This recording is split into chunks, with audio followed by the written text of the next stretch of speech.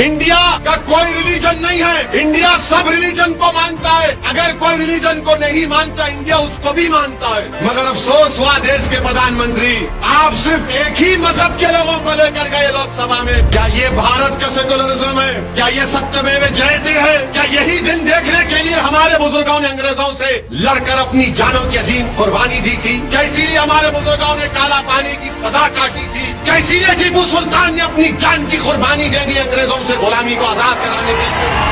Mister Modi, आप हिंदुओं के भी प्राइम मिनिस्टर है, मुसलमानों के भी है, ईसाइयों के भी है, सिखों के लिए भी है, आदिवासियों के लिए आप सब 130 करोड़ जनता के वजीर आजम हैं। आप एक मजहब के नहीं हैं। और आज हम देखते हैं कि भारत की लोकसभा की पार्लियामेंट का इफ्तिताह हुआ।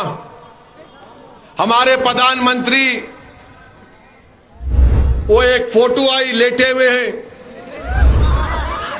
फिर एक टीवी पर मैं देखा कि लोकसभा के अंदर प्रधानमंत्री जा रहे और उनके पीछे कम से कम 18 से 20 हमारे हिंदू भाइयों के मजहब के पुजारी मंत्र पढ़ते हुए जा रहे हैं। प्रधानमंत्री, मुझे देखकर बड़ा ताज्जुब हुआ कि आपके दिल में ये जगह क्यों नहीं पैदा हुई कि जब हिंदू पुजारियों को लेकर मैं जा रहा हूं लोकसभा के अंदर, तो उसमें ईसाई पादरी भी होना चाहिए था, उसमें सिखों के मजहबी रहनुमा को भी होना चाहिए था, उसमें मुसलमानों के कोई एक मौलाना को भी होना चाहिए था।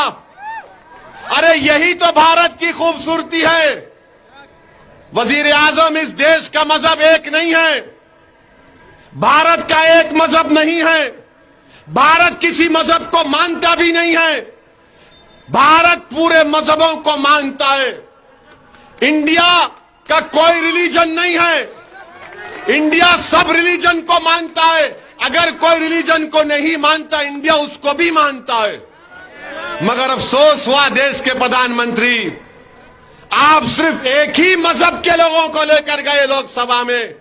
काश आपका दिल बड़ा होता तो उसमें ईसाई, सिख, मुसलमान और जैन लोग भी अंदर होते, बाहर हुआ।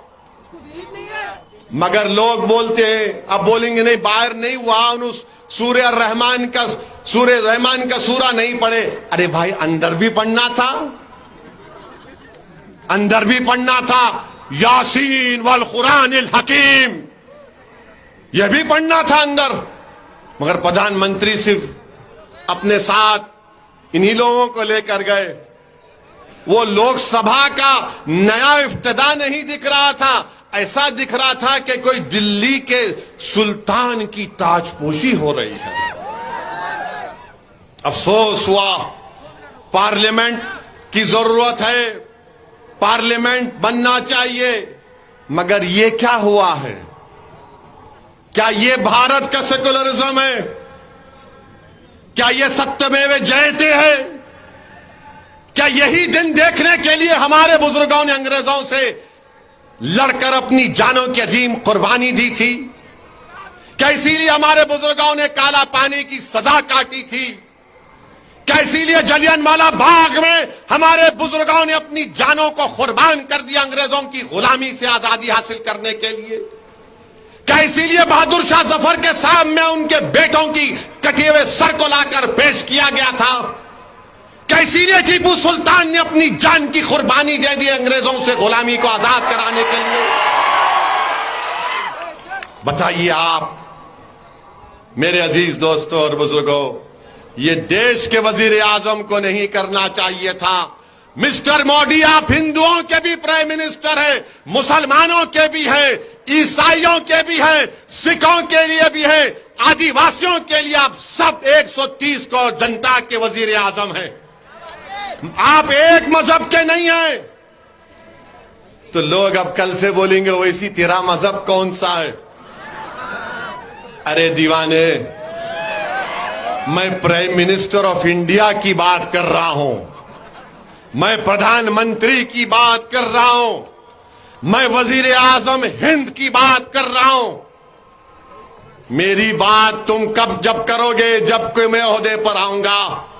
मगर इंशाअल्लाह ताला जब तक अल्लाह मुझे जिंदा रखेगा, जब तक आपकी दुआएं, आपका साथ रहेगा, असदुद्दीन ओवैसी जहां ठहरा है वहीं ठहरेगा।